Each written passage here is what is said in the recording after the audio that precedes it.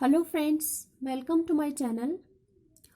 Today we are going to discuss a very important topic that is enrichment media. पिछले lecture में हमने enriched media के बारे में पढ़ा था.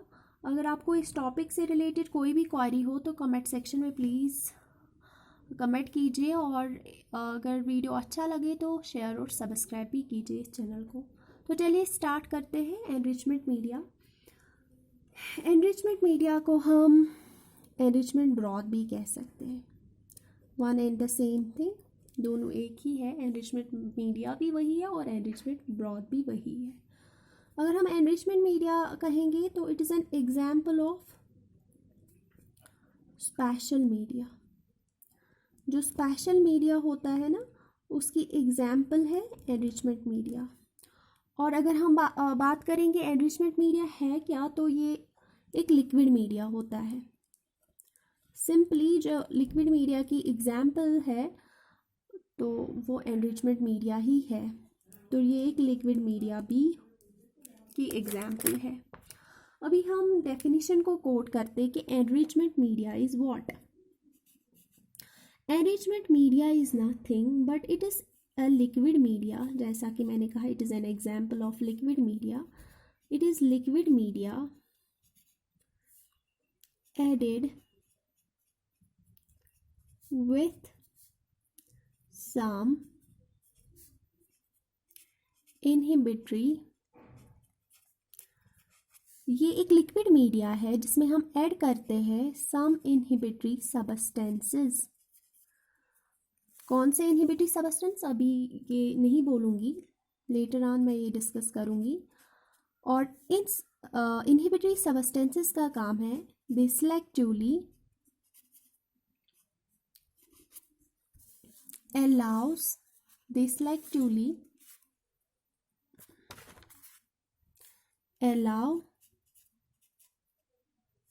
allows certain organisms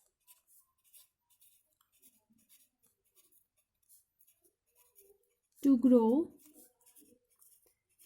and inhibit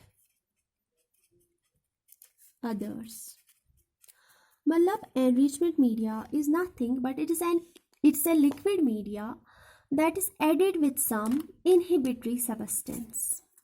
ये इनहिबिटरी सबस्टेंसेस हम लिक्विड मीडिया को ऐड करते हैं दैट selectively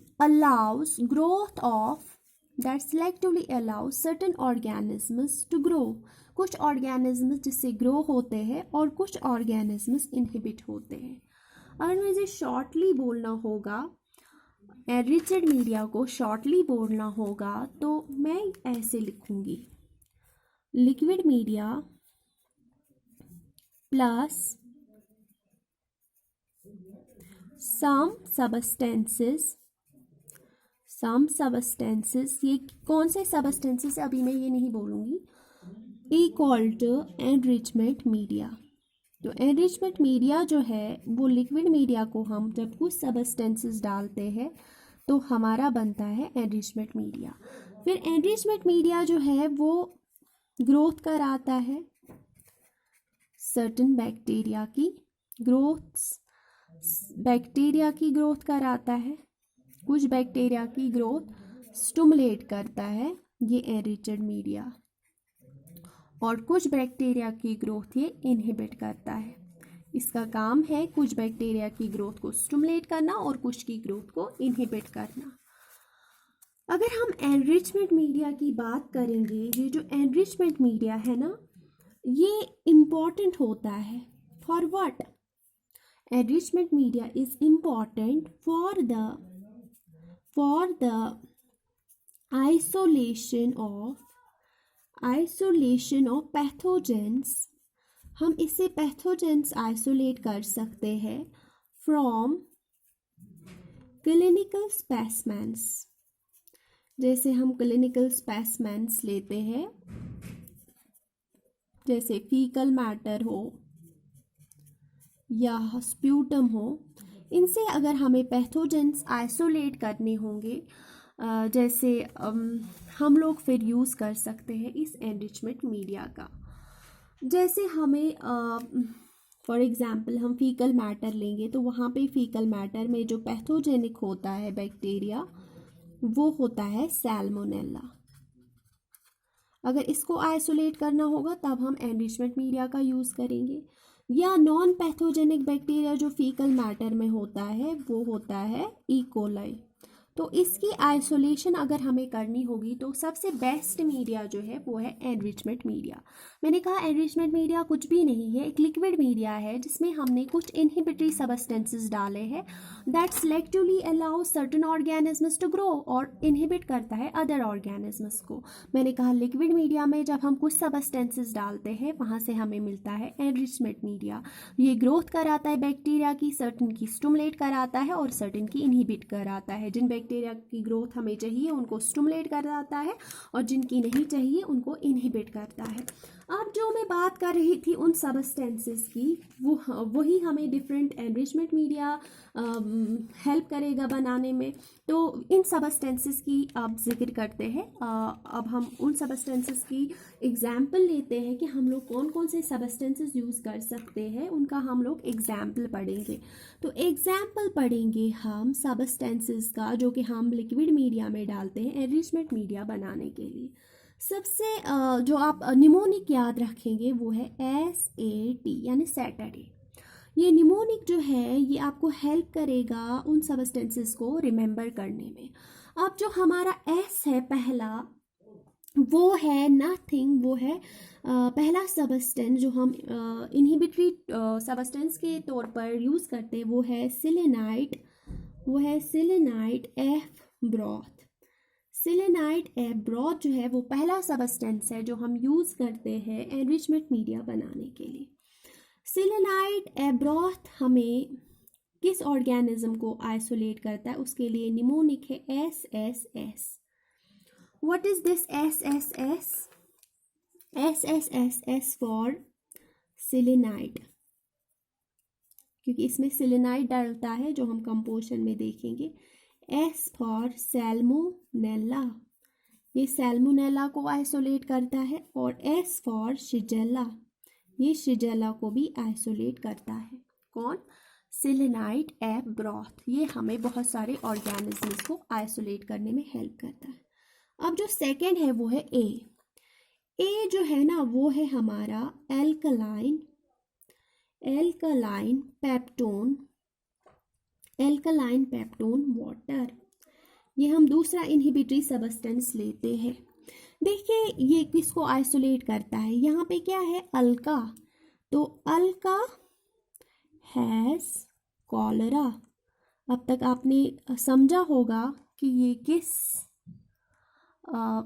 सबस्टेंस, ये किस ऑर्गेनिज्म को आइसोलेट करता है। वो हमने देखा कि Alka has cholera, Alka has cholera that means ये विब्रियो कॉर्री को आइसोलेट करता है। ठीक है। नंबर नेक्स्ट जो है टी का मतलब है टेट्राथियोनेट ब्रॉथ। टेट्राथियोनेट ब्रॉथ एक दूसरा सबस्टेंस जो डालता है लिक्विड मीडिया में तो फिर जाके ये आइसोलेट करता है। किसको आइसोलेट करता है?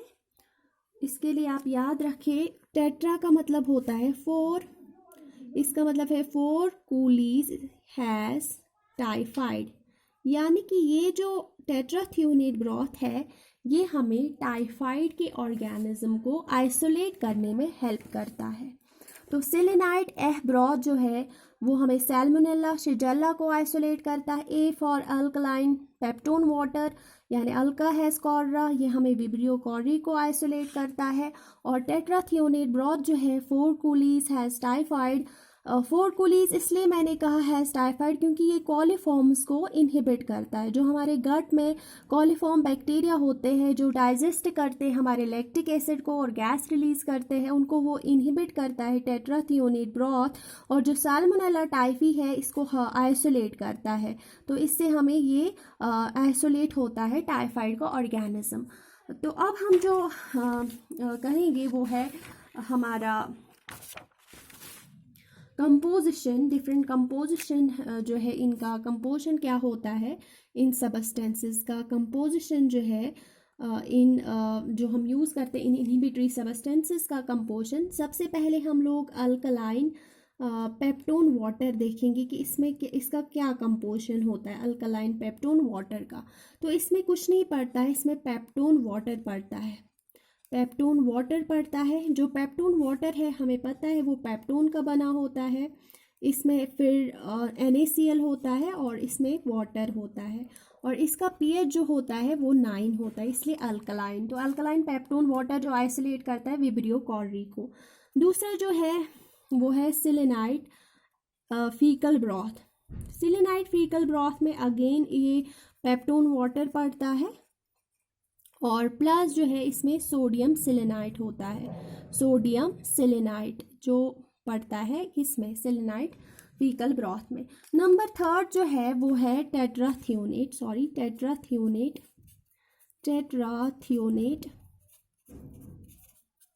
ब्रॉथ। इसका कंपोजिशन जो है इसके लिए हम लोग निमोनिक याद रखेंगे SCIN। S का मतलब सोडियम, इसमें डलता है sodium thiosulphate. C for calcium carbonate. I for iodine, solution form है क्योंकि ये लिक्विड मीडिया बनाना है, और न्यूट्रिएंट एगर लेंगे, थोड़ा सा मोल्टन न्यूट्रिएंट एगर भी डलता है मोल्टन फॉर्म में। तो ये सारा जो है कंपोजिशन है टेट्राथियोनेट ब्रॉथ का। सेकेंड ये था एनरिचमेंट मीडिया जो कि एक लिक्विड मीडिया है जिसमें ये सारे इनहिबिटरी सब्सटेंसेस डलते हैं और हमें कुछ ऑर्गेनिजम्स आइसोलेट होते हैं। मेनली जो पैथोजेनिक होते हैं वो हमें आइसोलेट करने होते हैं, तो हमें एनरिचमेंट मीडिया की ज़रूरत पड़ती है। आई होप आपको ये लेक्चर समझ में आया होगा। अगर आपको कोई भी क्वेरी हो तो प्लीज़ कमेंट सेक्शन में कमेंट कीजिए, तो मैं इससे आगे और इम्प्रूव करूँगी। Thank you.